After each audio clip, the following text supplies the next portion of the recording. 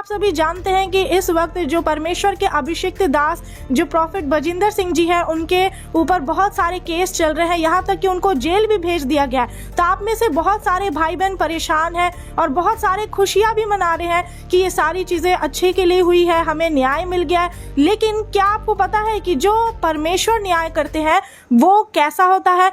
नमस्कार, जैसे कि आप देख रहे हैं राष्ट्रीय जय यीशु मानव सेवा और प्रभु में आप सबका भाई आशीष राजकुमार आप सभी का भला और आप सभी का विकास चाहने के लिए मैं लगातार गुजरात की धरती से आप सभी के सामने परमेश्वर का कलाम लेकर आता हूं। आज एक और बार आपके सामने एक बहन का वीडियो बताऊंगा। उसने बहुत ही अच्छी बातें करी हैं पास्टर बजिंदर सिंह के विषय में। काफी लोगों ने पास्टर बजिंदर सिंह के पक्ष में बोलने वालों के खिलाफ में काफी केस करने लगे हैं। कितने लोगों के ऊपर केस करते चले जाओगे? लगातार उनके पक्ष में बोलने वाले बहुत आते चले जाएंगे। मेरे ऊपर भी केस किया गया, गिरफ्तारी की बातें भी हो रही हैं सोशल मीडिया के ऊपर, है ना। बहुत से लोग अभी पास्टर बजिंदर सिंह के पक्ष में खड़े होते चले जाएंगे। कितने लोगों को जेल के अंदर डालेंगे? जेल आपको बड़ी बनानी पड़ेगी। ध्यान रखना, लाखों लोग जो है पास्टर बजिंदर सिंह के पक्ष में बोलने वाले हैं। क्या लाखों लोगों को आप जेल में डालोगे? तो आइए देखते हैं, केस के ऊपर केस करते चले जाइए और जेल भी नई लंबी चौड़ी बनाने के लिए कोशिश करें। आइए देखते हैं, यीशु मसीह मन फिराव की बातें करते हैं। इंसानों को मन फिरा लेना चाहिए, लेकिन लोग मन नहीं फिरा रहे हैं, लेकिन मौत की ओर और नाश की ओर दौड़े चले जा रहे हैं। आइए अगला वीडियो देखेंगे, उसके बाद में हम कुछ और बातें फरमाएंगे जो यानी कि बाइबल की भविष्यवाणी पूरी हो गई। आइए देखते हैं, हम उस वीडियो को बहन के द्वारा कुछ बातें हमें सुनने के लिए मिल रही हैं। आइए देखिए। है जैसे कि आप सभी जानते हैं कि इस वक्त जो परमेश्वर के अभिषिक्त दास जो प्रॉफिट बजिंदर सिंह जी हैं, उनके ऊपर बहुत सारे केस चल रहे हैं, यहाँ तक कि उनको जेल भी भेज दिया गया है। तो आप में से बहुत सारे भाई बहन परेशान हैं और बहुत सारे खुशियां भी मना रहे हैं कि ये सारी चीजें अच्छे के लिए हुई है, हमें न्याय मिल गया है। लेकिन क्या आपको पता है कि जो परमेश्वर न्याय करते हैं वो कैसा होता है? कोई इंसान नहीं जानता, लेकिन परमेश्वर जब न्याय करते हैं वो किसी का भी पक्षपात नहीं करते हैं। तो इसीलिए आपको इस वीडियो को पूरा देखना है, क्योंकि इस वीडियो के लास्ट में मैं आपको बताने के लिए जा रही हूँ एक गुड न्यूज, और साथ ही आप मेरे साथ जुड़िएगा प्रॉफिट बजिंदर सिंह जी के लिए प्रेयर करने के लिए। और अगर आप मेरे चैनल पर पहली बार आए हैं तो चैनल को सब्सक्राइब करें, ऑल नोटिफिकेशंस भी ऑन कर लीजिएगा, ताकि जो मैं परमेश्वर के वचनों को शेयर करती हूँ वो और भी लोगों तक पहुँच सके। और आप किस जगह से इस वीडियो को देख रहे हैं वो जरूर कॉमेंट करके मुझे बताएं। चलिए इस वीडियो को शुरू करते हैं।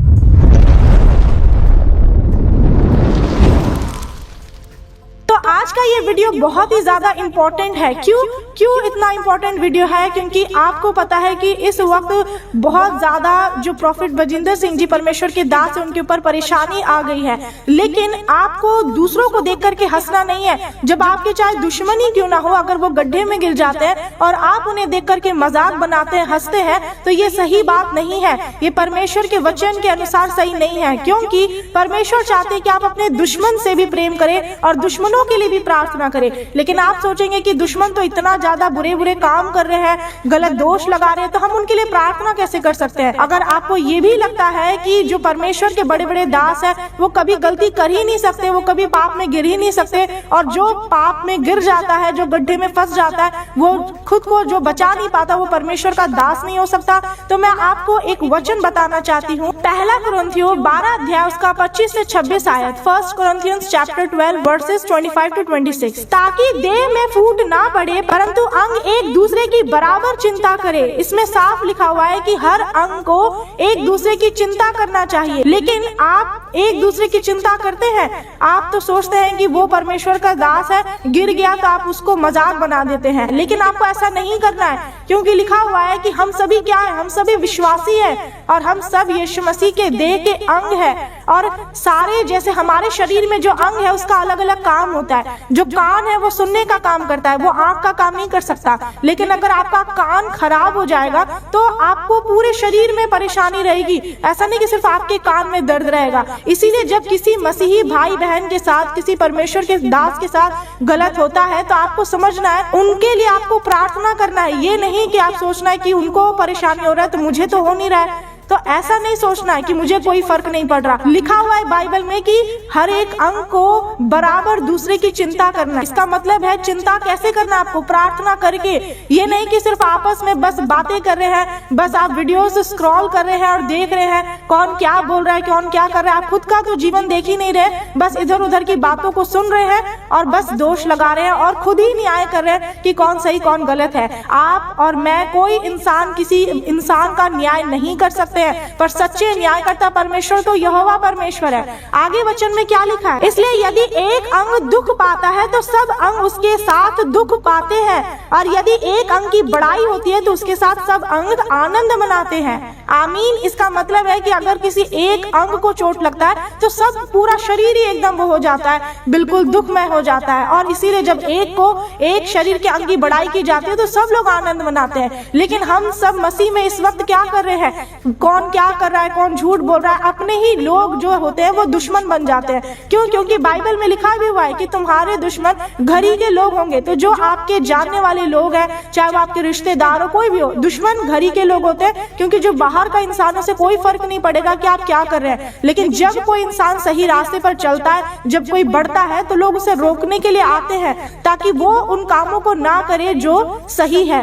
बल्कि जब कोई गलत रास्ते पर जो इंसान होता है उसको लोग बढ़ावा देते कि हाँ आप सही कर रहे हो। पर हमें ऐसा नहीं करना, हमें गलत का साथ नहीं देना, हमें झूठी साक्षी भी नहीं देना है किसी के भी विषय में, बल्कि हमें प्रार्थना ही करना है और अपने जीवन को भी सुधारना है। साथ ही आपको माफ करने वाला बनना है। ये नहीं सोचना है कि उस परमेश्वर ने दास ने ऐसे कर दिया तो अब वो कभी उठ ही नहीं सकते हैं, वो आपकी नजर में गिर गए हैं, वो आपकी नजर में पापी बन गए हैं। आपको ऐसा बिल्कुल भी नहीं सोचना है, क्योंकि आपको माफ करने वाला बनना है। अगर आप एक परमेश्वर के दास को माफ नहीं कर सकते तो मैं आपको बता देना चाहती हूँ, आपको अपने आत्मिक जीवन को जांचने की, परखने की जरूरत है। क्यों? क्योंकि आपका आत्मिक जीवन आपके बोल चाल से, आपके चाल चलन से दिख जाता है कि आपके अंदर कितना परमेश्वर का वचन है। क्योंकि जो इंसान आत्मा के अनुसार चलेगा वो माफ करने वाला व्यक्ति होगा और वो किसी भी परिस्थिति में डगमगाएगा नहीं, क्योंकि उस इंसान को पता होगा कि परमेश्वर उसके साथ है। और इसलिए वचन में लिखा हुआ है कि यदि यहोवा हमारी ओर है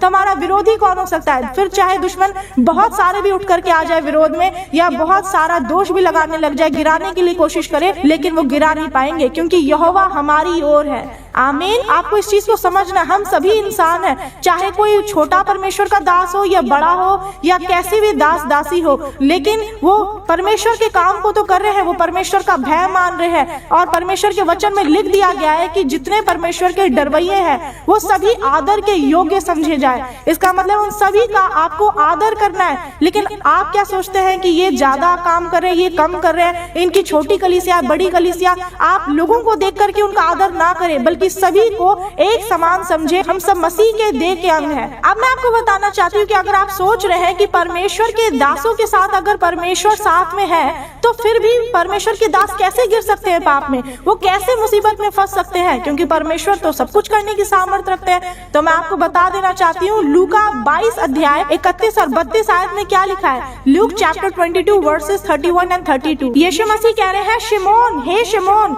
देख शैतान ने तुम लोगों को मांग लिया है कि गेहूं के समान फटके, परंतु मैंने तेरे लिए विनती की कि तेरा विश्वास जाता ना रहे, और जब तू फिरे तो अपने भाइयों को स्थिर करना।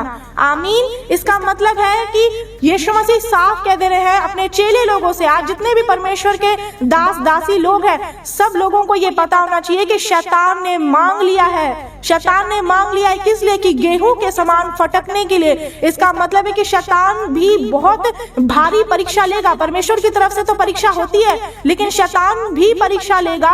इसका मतलब है शैतान पूरी कोशिश करेगा, छोटे हो बड़े हो, कैसी भी दास दासी हो, उनको गिराने के लिए। क्योंकि शैतान को पता है कि जैसे अगर एक कलीसिया है, उसमें जो चलाने वाला जो चरवाहा है, अगर उसे ही गिरा दिया जाए तो पूरी कलीसिया तितर बितर हो जाती है, पूरी कलीसिया इधर उधर भटकती है, निराश हो जाती है, घबरा जाती है कि अब हम क्या करें, क्योंकि जो चरवाहा था वही गिर गया है। हो सकता है कि आप इस वक्त डरे हुए होंगे कि अब हम लोग क्या करें, कि प्रॉफिट बजिंदर सिंह जी के साथ इस तरह से हो रहा है। लेकिन आपको घबराने की जरूरत नहीं है। क्यों नहीं घबराना है? क्योंकि वचन में लिखा हुआ है कि अगर शैतान ने मांग लिया है तो ये भी लिखा है, यीशु मसीह पिता से प्रार्थना कर रहे हैं, विनती कर रहे हैं, ताकि परमेश्वर के लोग विश्वास में ना डगमगाए और वो मजबूत बने रहे जब शैतान उनकी परीक्षा ले। कोई भी आज भले ही परमेश्वर के दास के लिए प्रार्थना करे चाहे नहीं करे, लेकिन आप ये जान लीजिए कि यीशु मसीह पिता से प्रार्थना कर रहे हैं और इसलिए हमें भी यीशु मसीह की तरह पिता से प्रार्थना करना है। हमें यीशु मसीह के नाम से आज भी बहुत सारे जो दास दासी है, सेवक सेविका है, उन्हें सताया जा रहा है, बहुत ज्यादा सताव बढ़ गया है। मसीहत में सभी लोगों को गिराया जा रहा है, मारा पीटा जा रहा है, दोष लगाया जा रहा है, झूठा आरोप लगाया जा रहा है। तो हमें ऐसे लोगों के लिए प्रार्थना करने की जरूरत है और दुश्मनों के लिए भी करना है कि उनकी बंद आंखें खुले। परमेश्वर उन्हें दयालु बनाए, उनके भी कठोर हृदय को मांस के हृदय में बदल दे, क्योंकि परमेश्वर से सब कुछ हो सकता है। जब परमेश्वर ने शाऊल को बदल दिया तो क्या वो आपके दुश्मनों के मन को नहीं बदल सकते? परमेश्वर से सब कुछ हो सकता है। हमें अपने मन में किसी के प्रति नफरत नहीं रखना। अगर आपके प्रति भी किसी इंसान ने कोई गलत काम किया, आपको झूठ बोला, आपको फंसाया है, लेकिन आप उनके लिए प्रार्थना करें। अगर आप उनके गलतियों को, उनके पापों को हमेशा अपने मन में बैठाए रहते कि उसने मेरे साथ पिछले साल, पिछले महीने ये किया था, पास्ट में ऐसा किया था, वैसा, तो ये चीज गलत है। आप उनके पापों को याद रख रहे हैं और उनकी चर्चा कर रहे हैं, जबकि वचन में लिखा हुआ है जो बुद्धिमान व्यक्ति होते हैं उनको अपराधों को भुला देना ही शोभा देता है। इसका मतलब है कि अगर आप किसी को सच्चे हृदय से माफ करना चाहते हैं तो उनकी गलतियों की चर्चा करना भी बंद करें और उनकी गलतियों को भूल जाए। क्योंकि जब परमेश्वर पिता से जब कोई इंसान माफी मांगता है, आप तो दूसरे पर दोष लगा रहे हैं, लेकिन क्या पता कि जो परमेश्वर के दास दासी, जो विश्वासी भाई बहन है, जिसने आपके प्रति गलत किया, गलत बोला है, अगर उन्होंने खुद परमेश्वर से माफी मांग लिया है, परमेश्वर तुरंत माफ करते हैं, क्योंकि वो दयालु परमेश्वर है, वो महान परमेश्वर है। अगर परमेश्वर की ओर से उस इंसान को क्षमा मिल चुकी है तो फिर आप कोई नहीं होते उनकी गलतियों को ना माफ करने वाले, क्योंकि परमेश्वर ने तो माफ कर दिया है। तो इसलिए आपको भी माफ करना पड़ेगा। अगर आप नहीं करते तो परमेश्वर भी आपकी प्रार्थनाओं को नहीं सुनेंगे, आपका उत्तर नहीं देंगे। इसीलिए आपने समझ लिया इस बात को कि गिरना बड़ी बात नहीं होती है, गिरता हर कोई है, ऐसा आपको खुद में नहीं समझना है। जब आप बहुत ज्यादा प्रभु में बढ़ने लगते हैं और प्रार्थना का जीवन मजबूत बना लेते हैं तो आपको दूसरा इंसान ज्यादा पापी नजर आता है, लेकिन ये चीज बहुत ही गलत है। आप इस तरह का घमंड ना करें। हमें प्रभु में घमंड करना है, खुद में नहीं कि हम बहुत ज्यादा प्रार्थना करने वाले इंसान है, बहुत ज्यादा घंटों घंटों प्रार्थना करते हैं, इतना 40-40 दिन का उपवास करते हैं, इस तरह का नहीं। क्योंकि ऐसा भी क्या घमंड कि हम खुद में तो अच्छा सोच रहे हैं और दूसरों को नीचा समझ रहे हैं। और इसी तरह से अगर आप काम करते हैं, दूसरों को छोटा बनाते हैं और खुद को ज्यादा बड़ा दिखाते हैं, तो परमेश्वर की नजर में आप बहुत छोटे हैं। दुनिया की नजर में आप भले ही बहुत ही आदर के योग्य समझे जाएंगे, बहुत ही आपको आदर सम्मान मिलेगा, लेकिन परमेश्वर की दृष्टि में आप छोटे हो जाएंगे। तो क्या ही फायदा? आपको इंसान के सामने बड़े बनने से कुछ नहीं होगा, आपको परमेश्वर के सामने अच्छा बनना है, परमेश्वर को खुश करने के लिए काम करना है। इंसान को खुश करने से कुछ नहीं होता। आप परमेश्वर से एक झूठ भी नहीं छुपा सकते, सब कुछ परमेश्वर जानते हैं, क्योंकि वो सर्वज्ञ परमेश्वर है। आप जो सोच रहे हैं कि परमेश्वर के दास गिर जाते हैं तो फिर अब उन्हें उठाएगा कौन? जिस तरह से आपको पता है कि इस वक्त प्रॉफेट बजिंदर सिंह जी जेल में चले गए, उन्हें जेल में डाल दिया गया है इतने सारे केस को लेकर के, लेकिन अब क्या होगा? अब आपको घबराने की जरूरत नहीं है, क्योंकि वचन में साफ लिखा हुआ है, नीति वचन 24 अध्याय का 16 आयत, प्रोवर्ब्स चैप्टर 24 वर्स 16, क्योंकि धर्मी चाहे 7 बार गिरे तो भी उठ खड़ा होता है, परंतु दुष्ट लोग विपत्ति में गिरकर पड़े ही रहते हैं। आमीन। इसका मतलब क्या है कि जो लोग परमेश्वर के दास है, जो परमेश्वर के नाम पर विश्वास करते हैं, धर्मी जन जो होते हैं, वो अगर 7 बार भी गिरेंगे, एक बार नहीं 7 बार भी अगर गिरते हैं तो वो उठ खड़े होंगे, परमेश्वर उन्हें उठाएंगे, अपने सामर्थ्य से भरेंगे, अनुग्रह देंगे परमेश्वर। ऐसा नहीं है कि परमेश्वर अपने लोगों को जब वो गड्ढे में गिर जाते हैं, मुसीबत में फंसते हैं, बीमारी में, कर्जे में, समस्याओं में, तो वो छोड़ देते हैं, ऐसा नहीं है। परमेश्वर हमारे मन को देखते हैं, वो मनों को जांचने वाले परमेश्वर है। इसलिए जब परमेश्वर को पता होता है कि मेरा दास या दासी अगर पाप में गिर गया है, गड्ढे में फंस गया है, तो परमेश्वर उठा लेते हैं। इसलिए 7 बार का मतलब है कि चाहे कितने बार भी गिरे तो भी परमेश्वर उठाएंगे। परमेश्वर उठाने के लिए हमारे साथ है, बस हमें अपना मन फिराने की जरूरत होती है। हमें अपने मन को परमेश्वर के सामने नम्र और दीन करने की जरूरत होती है। जो दुष्ट लोग हैं, जो दुश्मन है, जो खुद में घमंड करते हैं और डींग मारते हैं, लेकिन वैसे लोग तो गड्ढे में गिर भी जाएंगे पर उठ नहीं पाएंगे, क्योंकि ऐसे लोग अपने मन को कठोर बना करके रखते हैं। तो परमेश्वर जो न्याय करते हैं वो बिल्कुल सच्चा न्याय होता है। अब मैं आपको बताती हूँ कि बाइबल की वो प्रोफेसी, वो भविष्यवाणी कौन सी है जो मैंने आपको शुरुआत में बताई कि वो आज वो पूरी हो रही है और वो पूरी होगी ही। क्यों? क्योंकि बाइबल में जितनी बातें लिखी हुई है वो ऐसा कभी नहीं हो सकता कि वो अधूरी रह जाए, क्योंकि पूरे दुनिया में जितनी चीजें आप देख रहे हैं, धरती आकाश सब कुछ टल जाएगा, लेकिन परमेश्वर का जीवित वचन कभी भी नहीं टलेगा। तो आप बाइबल में निकालिए दानियल 11 अध्याय उसका 35 आयत, डैनियल चैप्टर 11 वर्स 35। सिखाने वालों में से कितने गिरेंगे और इसलिए गिरने पाएंगे कि जांचे जाए और निर्मल और उजले किए जाए। यह दशा अंत के समय तक बनी रहेगी, क्योंकि इन सब बातों का अंत नियत समय में होने वाला है। आमीन। इसका मतलब है कि जो सिखाने वालों में से कितने गिरेंगे, इसका मतलब है कि जितने सिखाने वाले हैं, चाहे प्रचारक हो, प्रेरित हो, भविष्यवक्ता हो, सब के सब परमेश्वर के दास गिरते हैं। जब तक गिरेंगे नहीं तो उठेंगे भी नहीं, इसलिए परमेश्वर छोड़ नहीं देते हैं। परमेश्वर ही ऐसा होने देते हैं ताकि जब वो उस गड्ढे में फंसे और परमेश्वर जब उनके जीवन में कोई बड़ा काम करने वाले होते हैं, कोई बड़ी प्लानिंग जब परमेश्वर उनके जीवन में करते हैं, तब जाकर के ऐसा होने देते हैं। और इसीलिए लोगों को क्या लगता है कि ऐसा क्यों हो रहा है, वो खुद को क्यों नहीं बचा पा रहे, जेल से क्यों नहीं छुड़ा पा रहे, ऐसी चीजें लोग मन में लाने लग जाते हैं। लोग सोचते हैं वो खुद पाप से बाहर नहीं निकल रहे, दूसरों को ठीक करते लेकिन खुद नहीं ठीक है। लेकिन आपको ऐसा नहीं सोचना है, क्योंकि लिखा हुआ है कि सिखाने वालों में से कितने गिरेंगे, लेकिन गिरने का कारण क्या होगा? अगर आप आज जान लीजिए कि जो परमेश्वर के बड़े बड़े दास दासी, चाहे सेवक सेविका, जो कोई भी है जो यीशु मसीह के नाम पर विश्वास करते हैं, अगर वो गिर भी जाते हैं तो गिरने का कारण ये है कि वो इसलिए गिरते हैं कि और ज्यादा वो उजले और निर्मल किए जाएं।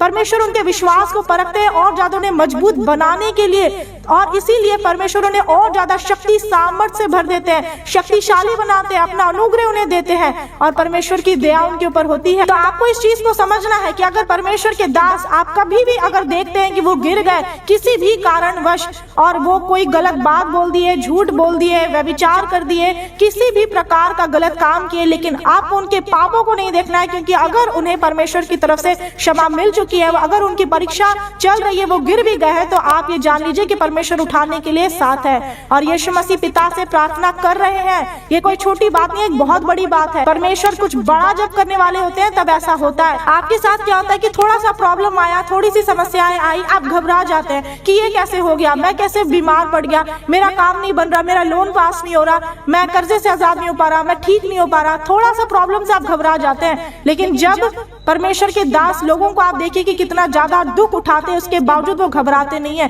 क्योंकि पता है कि जो हमारे साथ है, जो हमारे आगे पीछे घेरे हुए है, वो यहोवा परमेश्वर है, पूरे दुनिया की सृष्टिकर्ता परमेश्वर है। और अगर वो अधोलोक तक पहुंचाते हैं तो वो उधर से बाहर भी निकालने की सामर्थ्य रखते हैं। जिस तरह परमेश्वर यहोवा ने योना नबी को मछली के पेट में डाल दिया, लेकिन वहां से बाहर भी निकाल ले आए। वही घायल करते और पट्टी भी वही बांधते हैं, वही अंधियारे को बनाए और उजियाले के सृजनहार भी वही है। इसलिए अगर आप किसी परमेश्वर के दास दासी को गलत बोलते हैं, इसका मतलब आप परमेश्वर को गलत बोल रहे हैं। आप परमेश्वर के दास दासी के खिलाफ कुछ भी ना बोले, बल्कि प्रार्थना करें। अगर आपको लगता है कि वो गलत रास्ते पर है, भटक गए हैं, तो आपको प्रार्थना करने की जरूरत है। अगर ऐसा हो रहा है कि जो प्रॉफिट बजिंदर सिंह जी वो जेल चले गए हैं, तो आप समझ लीजिए कि परमेश्वर उनके द्वारा बहुत बड़ा काम करने के लिए जा रहे हैं, बहुत बड़ा आश्चर्य भयंकर काम होने के लिए जा रहा है। और इसीलिए आपको सावधान रहना है। ऐसे समय में प्रार्थना का जीवन आपको मजबूत रखना है, क्योंकि यीशु मसीह भी जल्द आने वाले हैं। लेकिन जब हम दूसरों पर ही ध्यान लगाते रह जाते हैं और अपना आत्मिक जीवन बिल्कुल खराब कर देते हैं, तो आप अपने जीवन को खराब कर रहे हैं। इसीलिए अपने आप को जांचे और परखे। अब अगर आप सोच रहे हैं कि प्रॉफिट बजिंदर सिंह जी को जेल से कौन बाहर लेकर के आएगा, वो कैसे आएंगे बाहर, कब आएंगे, किस समय में, किस दिन में, तो मैं आपको बता देना चाहती हूँ कि आप इस प्रार्थना को सुनिए जो अभी मैं करने के लिए जा रही हूँ, आप लोगों के लिए भी और प्रॉफिट बजिंदर सिंह जी के लिए भी। तो आप लोगों को भी मेरे साथ इस प्रार्थना में एक मन होना है और आप लोगों को हाथ उठा करके प्रार्थना करना है। जिस तरह से प्रेरितों के काम 12 अध्याय उसका 5 और 7 आयत में क्या लिखा है, एक्ट्स चैप्टर 12 वर्सेस 5 और 7। बंदी गृह में पतरस बंद था, परंतु कलीसिया उसके लिए लौ लगाकर परमेश्वर से प्रार्थना कर रही थी। तो इस तरह से आपको इसी वचन से प्रार्थना करना है, लौ लगा करके बिल्कुल शक्ति के साथ, सच्चाई से, पूरे मन से, विश्वास के साथ, ताकि जो परमेश्वर के दास है वो छुड़ा लिए जाए। जब आप इस प्रार्थना को सुनेंगे तो खुद भी आपको प्रार्थना करना है। फिर लिखा है कि 7 में, तो देखो प्रभु का एक स्वर्गदूत आ खड़ा हुआ, और जब वो प्रार्थना करने लगे पूरी कलीसिया, तब क्या हुआ? आश्चर्य कर्म हुआ, क्योंकि प्रार्थना में बहुत बड़ी शक्ति होती है। कोई छोटी बात नहीं है प्रार्थना। वचन में साफ लिखा हुआ है कि धर्मी जन के प्रार्थना के प्रभाव से बहुत कुछ हो सकता है। तो आगे लिखा हुआ है कि देखो प्रभु का एक स्वर्गदूत आ खड़ा हुआ और एक कोठरी में ज्योति चमकी और उसने पतरस की पसली पर हाथ मार के उसे जगाया और कहा, उठ जल्दी कर। और उसके हाथों से जंजीरें खुलकर गिर पड़ी। आमीन, हालेलुया। इसका मतलब क्या है कि पतरस जो जेल में था, तो जब कलीसिया उसके लिए प्रार्थना की तो जो स्वर्गदूत थे, परमेश्वर के स्वर्गदूत उसके पास गए, पतरस के पास, और उनके हाथ में जो जंजीरें थी जिससे वो बंधे हुए थे वो भी खुल गई। इसका मतलब है कि चाहे आप परमेश्वर के लोगों को कितना भी बड़ा से बड़ा जेल में बंद कर देंगे, कितनी भी हथकड़ी लगा देंगे, कितना भी सिपाही पुलिस तैनात कर देंगे कि वो उनको छुड़ा नहीं पाए, वो भाग नहीं पाए, लेकिन मैं आपको बताना चाहती हूँ कि जिस तरह से परमेश्वर के स्वर्गदूत ने पतरस को बंदी गृह जेल से बाहर निकाला, वैसे ही परमेश्वर के दास भी जेल से बाहर निकलेंगे यीशु मसीह के सामर्थी नाम। परमेश्वर के दास दासी सबके जीवन में परमेश्वर कार्य करेंगे, क्योंकि परमेश्वर हमारी प्रार्थनाओं को कभी अनसुनी नहीं करते जब जब हम परमेश्वर को पुकारते हैं। क्योंकि कहा है परमेश्वर ने कि संकट के दिन मुझे पुकार तो मैं तेरी सुनकर तुझे छुड़ाऊंगा और तू मेरी महिमा करने पाएगा। तो परमेश्वर हमारी प्रार्थनाओं को देखते हैं और उत्तर भी देते हैं। आमीन।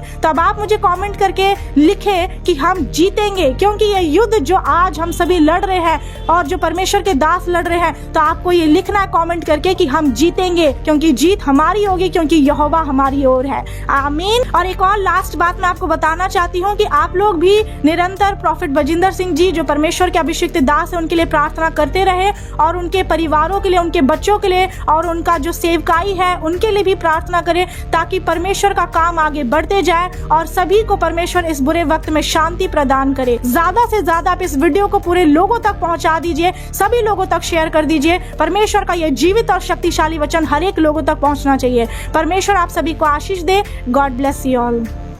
हाँ, तो आपने वीडियो देखा, बड़े अच्छे रीति से उस बहन ने कुछ बातों का खुलासा किया। परमेश्वर ने बहुत ऐसे आशीष करें, लगातार प्रभु का अनुग्रह उनके ऊपर बना रहे और उनकी फैमिली के ऊपर, उनके चैनल के ऊपर भी प्रभु की दया बनी रहे। मैं बात करना चाहता हूँ कि प्रभु यीशु मसीह खतरनाक प्रभु है और उसके बिना कोई भी स्वर्ग के ऊपर नहीं जा सकता, यानी कि पिता के पास नहीं पहुंच सकता। प्रभु यीशु मसीह के हाथ में सूप है। सूप जैसे कि आपने सुपड़ा देखा होगा, दाने को आप झाड़ते हैं, अनाज को आप झाड़ते हैं और कचरा अलग होता है, मिट्टी भी अलग होती है और गंदगी बाहर होती है, यानी कि अनाज यानी दाने दाने अलग होते हैं, वो भी अच्छे अच्छे दाने, और जो कमज़ोर दाने होते हैं, जो जिसमें कोई मजबूती नहीं होती, वो अलग होते चले जाते हैं। उसी प्रकार से मैं आपको बात बताना चाहता हूँ मत्ती 3 का, यानी कि हाँ, मत्ती 3 का एक वचन, दो वचन से हम आगे की ओर पढ़ेंगे। मन फिराओ क्योंकि स्वर्ग का राज्य निकट आ गया है।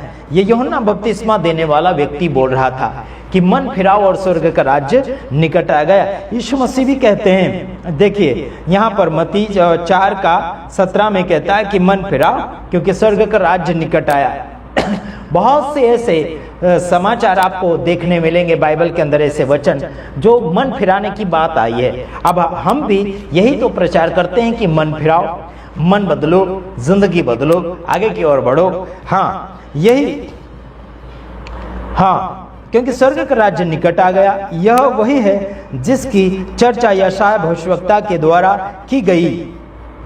जंगल में एक पुकारने वाले का शब्द हो रहा है कि प्रभु का मार्ग तैयार करो, उसकी सड़कें सीधी करो। Praise the Lord. ये यूहन्ना कहता है ना, प्रभु का मार्ग सीधा करो, उसकी सड़कें क्या करें? सीधी करो, तैयार करो। Praise the lord, hallelujah. प्रभु किसके अंदर चलता फिरता है यारो? किसके अंदर चलता फिरता? आपके अंदर, मेरे अंदर। जो गड़बड़ियां है, गंदगी है, लड़ाई झगड़ा, पाप, गलती, गंदगी, जो दुष्टता, अशुद्धता, वो सब साफ सफाई करना होगा। वो किसका काम है? सेवक सेविका का काम, धार्मिक गुरु का काम है ना। तभी तो प्रभु आएगा साफ सुथरी जगह में। मेरे तमाम भाइयों बहनों, हम जो प्रचार करते हैं लोगों की जिंदगी बदलने के लिए, लोगों का जीवन बदलने के लिए, लोगों को स्वर्ग की ओर ले जाने के लिए, हम लोगों को सुसमाचार प्रचार सुनाते, प्रार्थनाएं करते हैं, दुआएं करते हैं, उन्हें आगे की ओर प्रेम भाव से ले जाते हैं। हालांकि लोग कहते हैं कि बलात्कारी बन चुके हैं कुछ सेवक सेविका। ऐसा नहीं यारों, मेरे भाइयों बहनों, ऐसा नहीं। किसी के ऊपर भी आप आरोप के ऊपर आरोप लगाते चले जाएंगे और हम देखते रहेंगे, ऐसा बिल्कुल नहीं हो सकता। हम बोलेंगे, चाहे वो सच हो चाहे वो झूठ हो, सामने खुलासा लेकर आएंगे। प्रभु का अनुग्रह आप सबके साथ बना रहे। और आपने वीडियो देखा आखिरी तक, और वीडियो अगर अच्छा लगे तो ज़्यादा से ज़्यादा फैलाए। प्रभु आप सबके साथ हैं। God bless you. आमीन।